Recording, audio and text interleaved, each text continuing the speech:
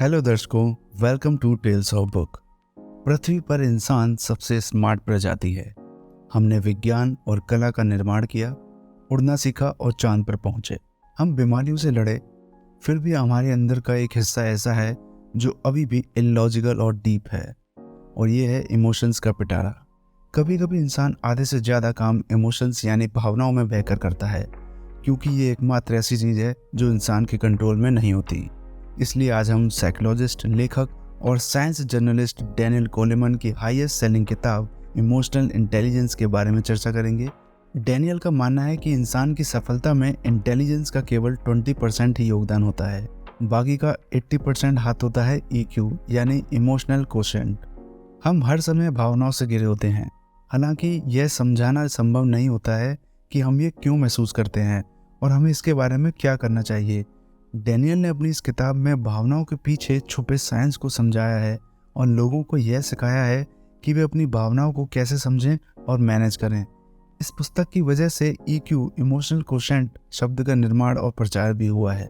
हम लोग school, college, daily life में इमोशनल प्रॉब्लम्स पर ध्यान नहीं देते, जिसका नतीजा है डिप्रेशन, मेंटल स्ट्रेस, ब्रेकडाउन और बहुत कुछ। इसलिए हमें इमोशनली लिटरेट होना जरूरी है। इसलिए डैनियल ने इस समस्या को 5 पार्ट्स में बेहतर तरीके से समझाया है। आइए इन्हें डिटेल में समझते हैं। लेकिन इससे पहले अगर आप चैनल पर नए हैं तो चैनल को सब्सक्राइब करना ना भूलिएगा, क्योंकि हम ऐसे ही अमेजिंग बुक्स की समरी इस चैनल पर लाते रहते हैं। चलिए वीडियो को शुरू करते हैं। Part 1, the emotional brain. आइए समझते हैं कि EQ IQ से ज़्यादा क्यों मायने रखता है। डैनियल कहते हैं कि अपनी पूरी ज़िंदगी में हम IQ को सबसे ज़्यादा इम्पोर्टेंस देते हैं, फिर चाहे बात करियर की हो, रिलेशनशिप्स या पर्सनल लाइफ की। लोग अक्सर हमारे IQ को लेकर जज करते हैं। इंसान अक्सर इमोशंस में डूब जाता है, लेकिन कभी सोचा है क्यों? इसके पीछे सालों से चलता आ रहा लॉजिक है। इमोशंस के पीछे 50,000 ह्यूमन जनरेशन का इतिहास छुपा है। हमें 50,000 ह्यूमन जनरेशन के इमोशनल न्यूरल सर्किट्स के जरिए जेनेटिकली यानी आनुवांशिक रूप से इमोशंस विरासत में मिले हैं। यानी देखा जाए तो हमारे पास जो इमोशंस हैं वो हमें हमारे दूर के पूर्वजों से प्राप्त हुए हैं। इंसान के दिमाग के 2 हिस्से होते हैं, एक इमोशनल और एक दूसरा रैशनल यानी तर्कसंगत।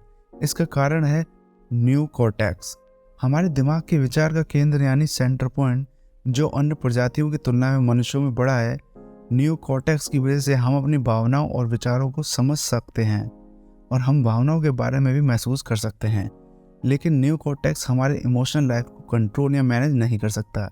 ये काम है लिम्बिक सिस्टम का, जो इमोशनल इमरजेंसीज में काम करता है।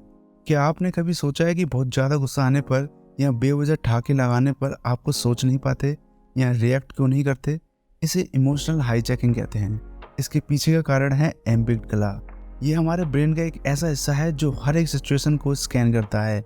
हम अपने आप से पूछते हैं, क्या ये हमारे लिए सही है या गलत? अगर जवाब सही है तो एम्बिगडाला बॉडी को सिग्नल्स देकर रैशनल दिमाग को एक्टिवेट करता है, जिसके चलते हम अक्सर अपनी भावनाओं को कंट्रोल नहीं कर पाते हैं और हम सिर्फ एक्शन लेने पर फोकस करते हैं। इसलिए EQ IQ से ज़्यादा मायने रखता है। Part 2, the nature of emotional intelligence. Academic intelligence जिंदगी की चुनौतियों का सामना करने के लिए काफ़ी नहीं होता। बेशक टेक्निकल स्किल ज़रूरी होते हैं, मगर इमोशनल इंटेलिजेंस के बगैर उनसे कोई फ़र्क नहीं पड़ता। इसलिए इमोशनल इंटेलिजेंस की 5 इंपॉर्टेंट फैक्टर्स होते हैं, जैसे नंबर 1, सेल्फ अवेयरनेस। भावनाओं के आते वक्त जागरूक रहना और उन्हें उसी समय पहचानने की क्षमता होना। खासकर तब जागरूक रहना चाहिए जब कोई नकारात्मक भावना पैदा हो, जैसे कि चिंता, अवसाद और गुस्सा।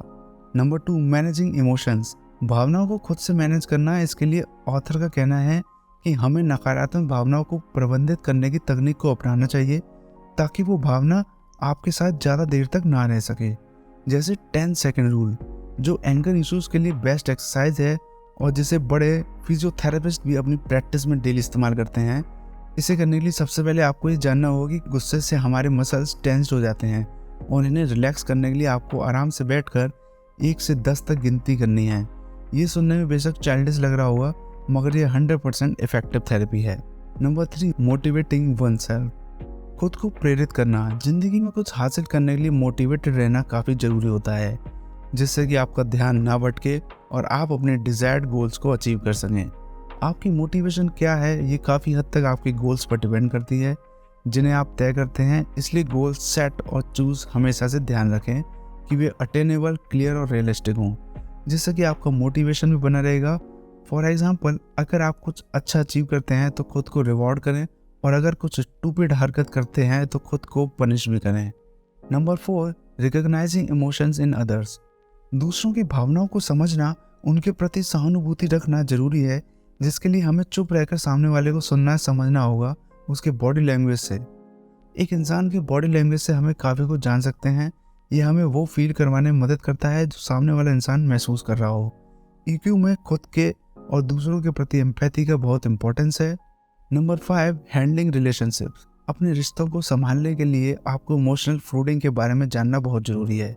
कभी आप अपनों से बहस या लड़ाई करते हो और बात सुलझाने की बजाय और बढ़ जाती है, तब आपकी और उनकी हार्ट रेट 10 बीट प्रति मिनट बढ़ जाती है। इसे इमोशनल फ्रूडिंग कहते हैं। इसलिए ज़रूरी है कि बहस करते इससे बचा जाए। इसके लिए आपको और उन्हें अपनी चर्चा को कंटिन्यू करने से पहले 20 मिनट का ब्रेक लेना चाहिए, जिससे कि आपकी हार्ट रेट नॉर्मल हो जाए और आपको सोचने समझने की कंडीशन इंप्रूव होती है। ऑथर इमोशनल सेल्फ रेगुलेशन के बारे में बात करते वक्त ये भी कहते हैं कि गुस्से की आग को बुझाने के लिए हमें हमारी स्थिति के बारे में पॉजिटिवली सोचना चाहिए, क्योंकि जितना ज़्यादा हम उस नेगेटिव सिचुएशन को सोचेंगे उतना ही हमें वो गुस्सा दिलाएगी, लेकिन पॉजिटिव सोचने से गुस्सा कम होगा। Part 3, emotional intelligence applied.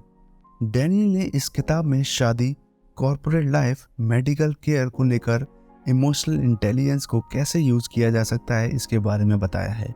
औरतों को हमेशा ये शिकायत रहती है कि उनके पति इमोशनली अवेलेबल नहीं होते, उनके इमोशंस, फीलिंग्स की कदर नहीं करते।